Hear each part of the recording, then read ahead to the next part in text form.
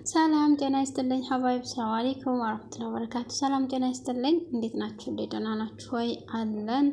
እናንተም ደህና እንደምትሆኑ ተስፋ አደርጋለሁ ማለት ነው። ሀባይቦቼ ዛሬ በአዲስ ቪዲዮ መጥተናል። እንግዲህ ጽናት ይዘን መጥተናል። በነገራችን ላይ ከዛ በፊት የጽናትና አይኖ የኒናና የኪያ ንግግር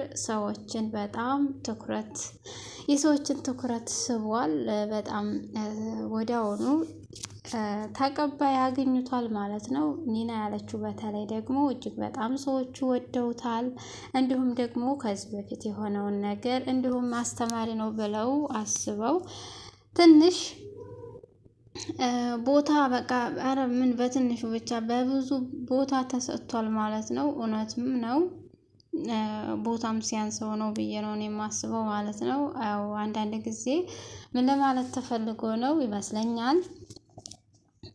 አንዳንድ ጊዜ ስንታመም መቼም ችግር ከሌለ ስኬት የለም፣ ውድቀት ከሌለ ስኬት የለም። እንዲሁም ደግሞ ሰው ታሞ በሚድንበት ጊዜ ከዚህ የባሰ ብሎ እንዲያስብ እንዲሁም ደግሞ እንኳንም ሆነ ብሎ እንዲያስብ እንዳደርገው ስለሚሆን እንዲሁም ደግሞ ብዙ ነገራቶች አሉት እና የኒና ቃል በጣም በብዙ ተቀባይ አግኝቷል ማለት ነው። ሊያገኝም የሚገባ ቃል ነው ብዬ ነው የማስበው። እንግዲህ የኪያና የኒና ወዳጆች እስቲ ሰብስክራይብ እያደረጋችሁ እኔ ነኝ ብላችሁ አሳዩኝ ማለት ነው። እኔ በጣም ነው ኒና ያለችውን ነገር በጣም ነው የወደድኩት፣ ብዙ ዘርፍ የያዘ በመሆኑ ማለት ነው።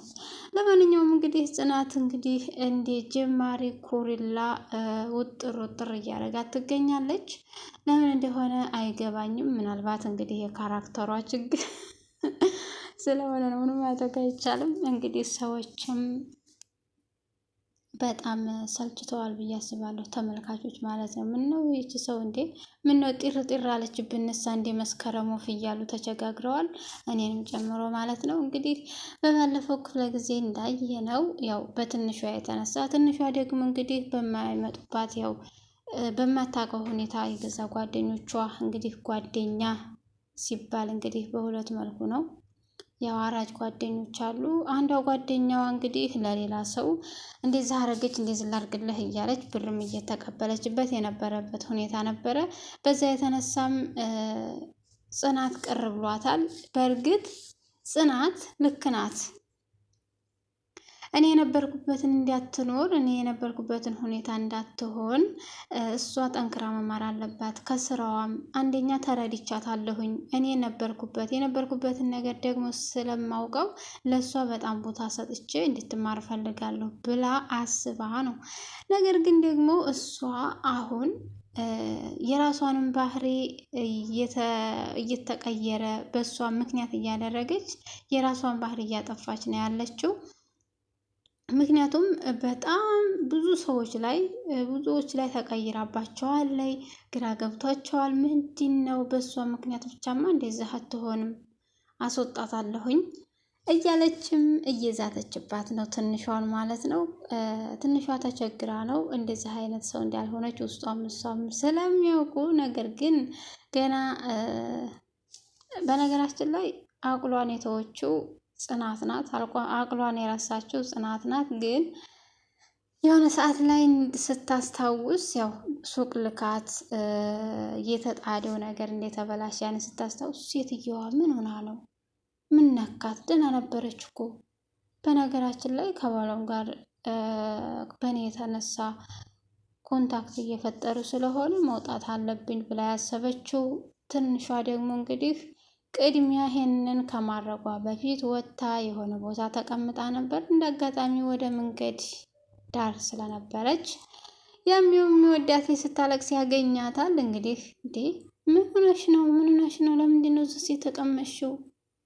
ማነው እንዲህ ያደረገሽ? አይ ጽናትማ ይሄን አታደርግም ብሎ እሱም እንግዲህ ወደ ቤቱ ይዟት ሄዷል። ምክንያቱም ልታስወጣኝ ስለምትችል በቃ መሄድ አለብኝ ብላ ስላሰበች እሷም የእሷን ጭቅጭቅ አልቻለችውም። በእኔ የተነሳ ኮንታክት እንዲፈጥሩ ብላ ስላሰበች እንዲፈጥሩ ስለማልፈልግ ብላ ቅድሚያ መውጣቷን ወስናለች። ወጥታ ከትምህርት ቤትም አልገባችም። እንዲሁም ብሎም ደግሞ ትምህርት ቤትም አልሄደችም። መንገድ ላይ ነው የዋለችው። በጣም ከፍቶኛል፣ እባክህ ይዘህ ሂድ ስትል ማንም የለኝም። ያው እንግዲህ እሱ ይዞ አክዷል። ማንም ስለሌላት እንዴት ነው የተፈጠረው ለምን ብሎም ቢጠይቃትም እንዴትም እንደተፈጠረ ምንም ነገሩ አልገባት። ነገር ግን ደግሞ ያው በሷ ዙሪያ በሷ ችግር አስመስላ ያው እየተናገረችም ነው። የራሷንም ችግር አላወቀችው ጽናት ከሌሎች አሰሪ እያለችም ራሷን ለማወዳደር ወይም ደግሞ ለማፎካከር ሞክራለች። ግን እንደዚህ መሆኑ ጥሩ ባይሆንም ግራ ያጋባቻቸው ጽናት እንግዲህ ዛሬስ ምን ተፈጥሮ ነው?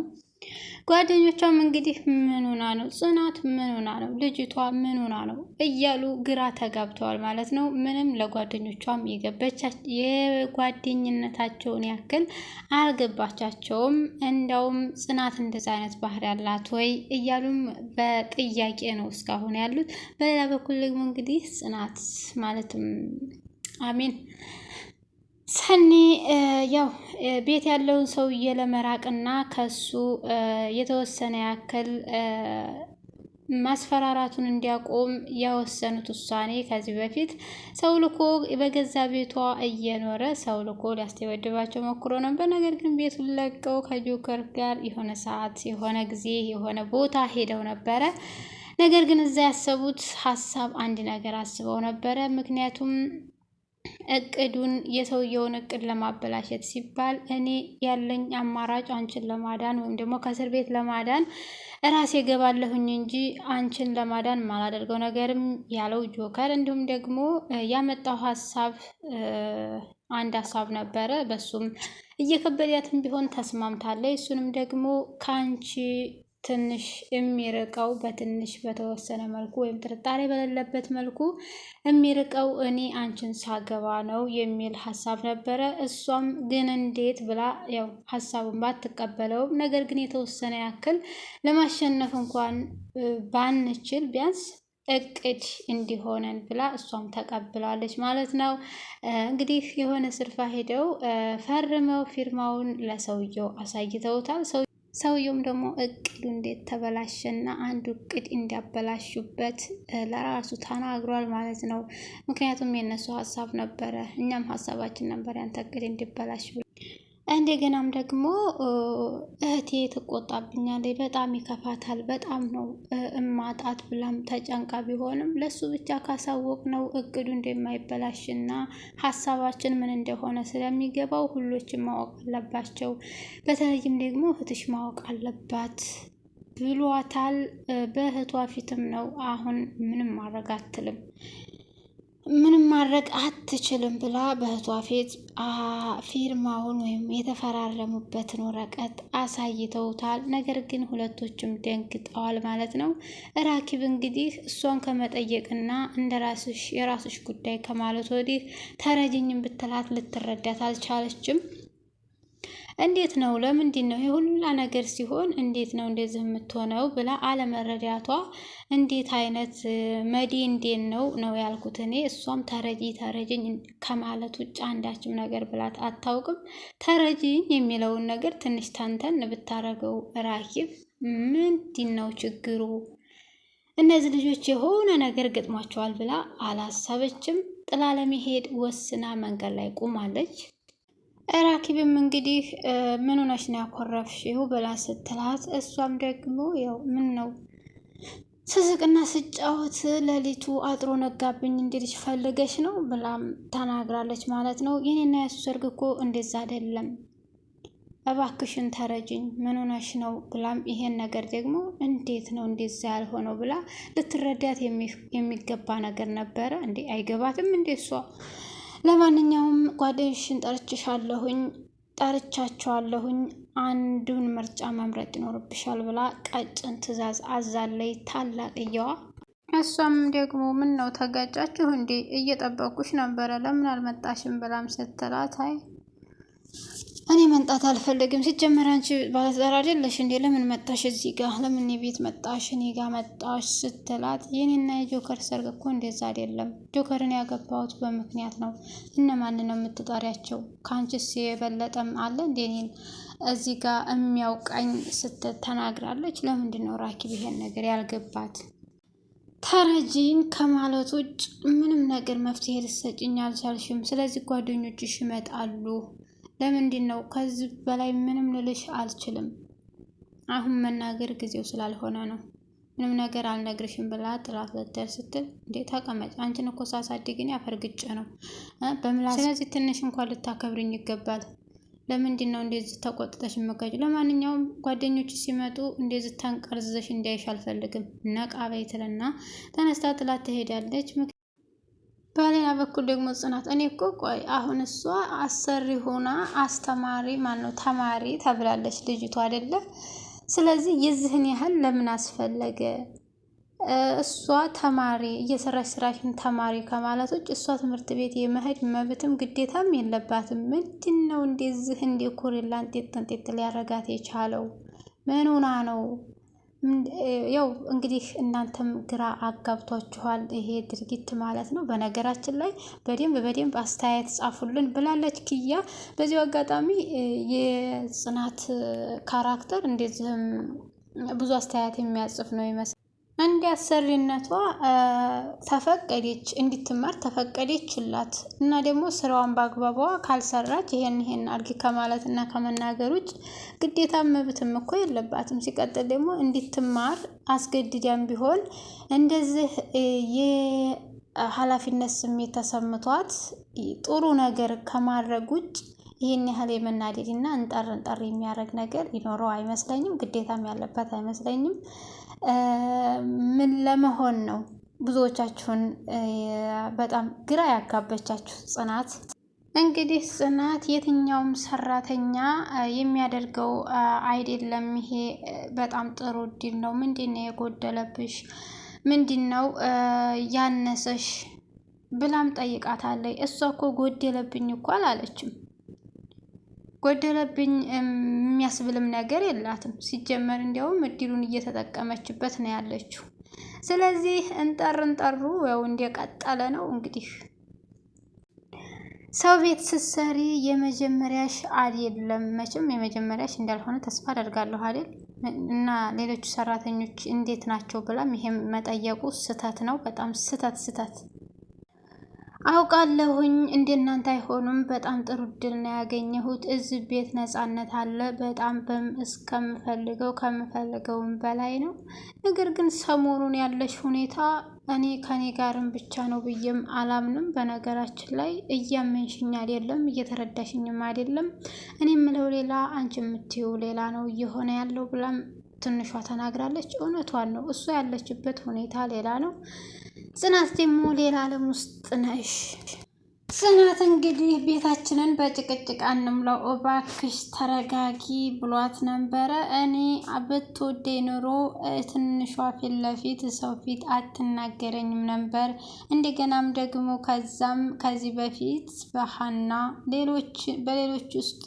በሌሎች ውስጥ ተወድህ እኔ ጋር እንደዚህ የምትሆነው ለምንድን ነው ስትልም ተናግራለች። እሱም ደግሞ አረ ሌላ ሰው እየሆንሽ እኮ ነው፣ ግን ታውቆሻል ወይ ብትረጋጊ የተሻለ አይመስልሽም ወይ ብሏት ነበረ።